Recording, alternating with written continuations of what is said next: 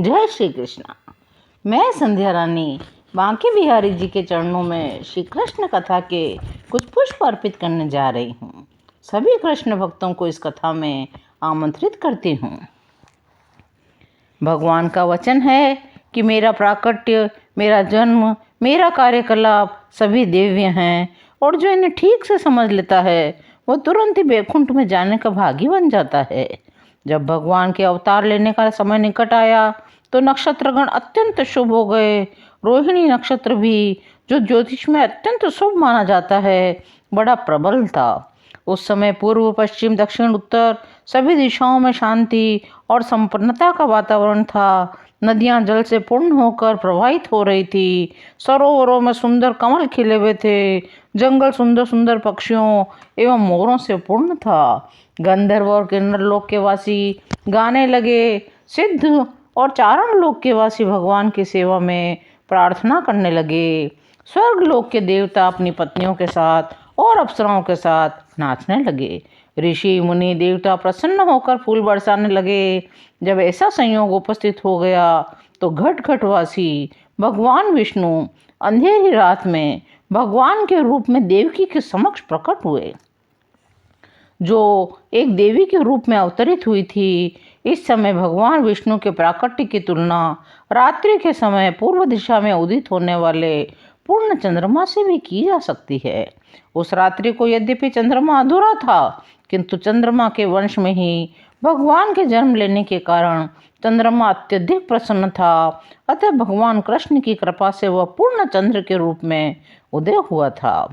उस शुभ नक्षत्र में उत्पन्न यह शिशु परम ब्रह्म, परम सत्य था।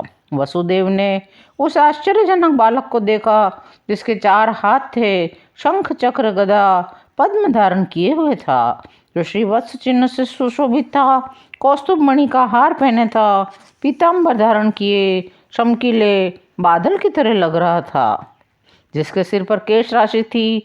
बालक के अद्वितीय रूप के कारण वसुदेव आश्चर्यचकित थे। नवजात शिशु किस तरह आभूषित हो सकता है।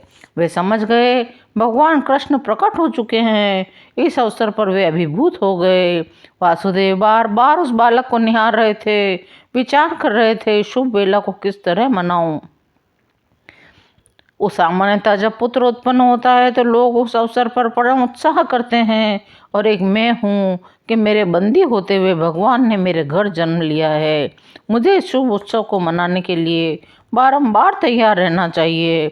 जब वसुदेव ने, जिनका एक नाम आनंद दुंदुभि भी है, अपने नवजात शिशु को देखा तो इतने प्रसन्न हुए, उन्होंने ब्राह्मणों को कई हजार गौएं दान देने की इच्छा प्रकट की, परंतु कंस के कारागार में बंद होने के कारण ऐसा करना दुष्कर था।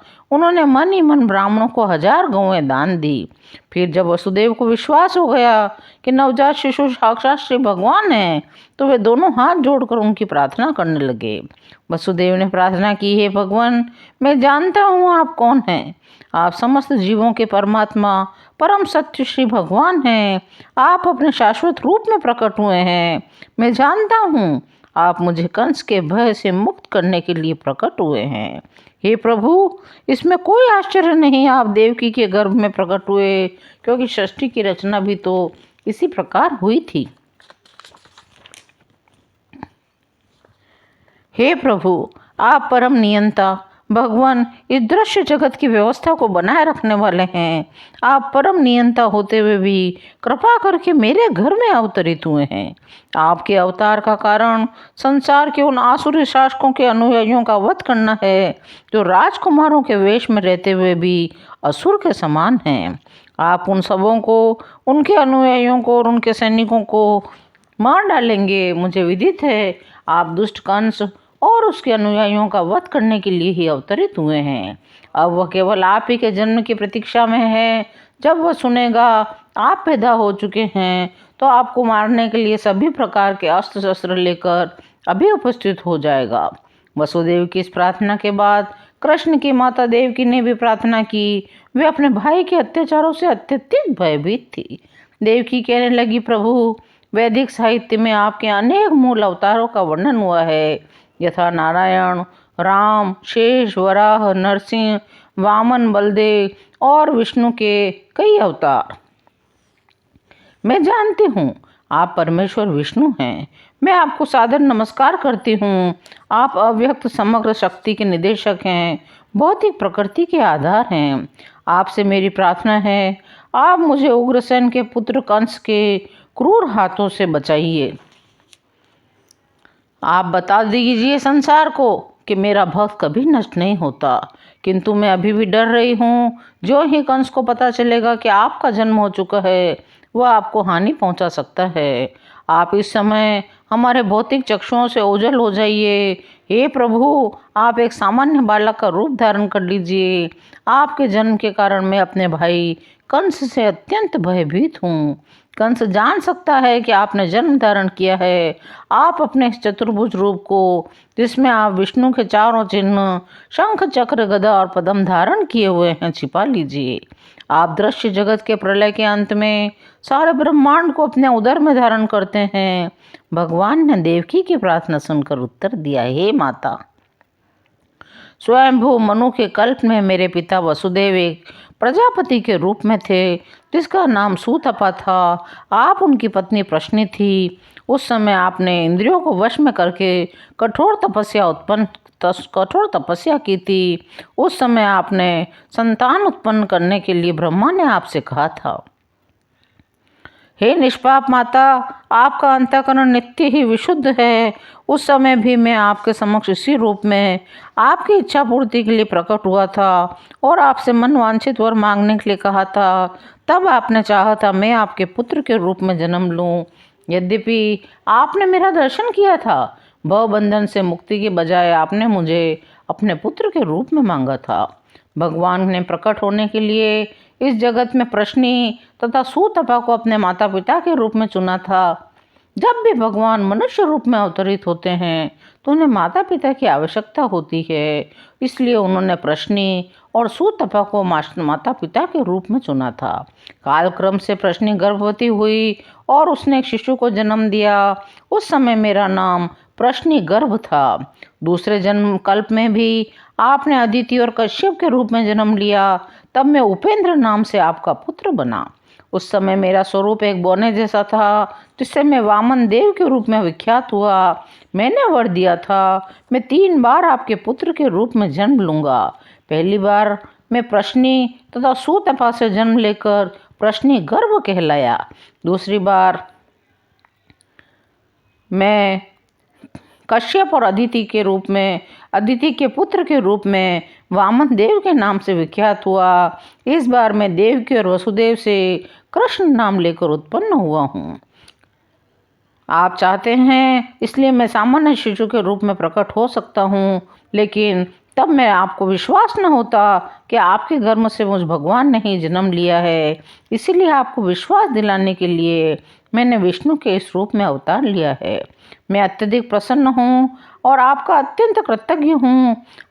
इस बार आप अपने उद्देश्य को पूरा करके भगवत धाम को वापस जाएंगे।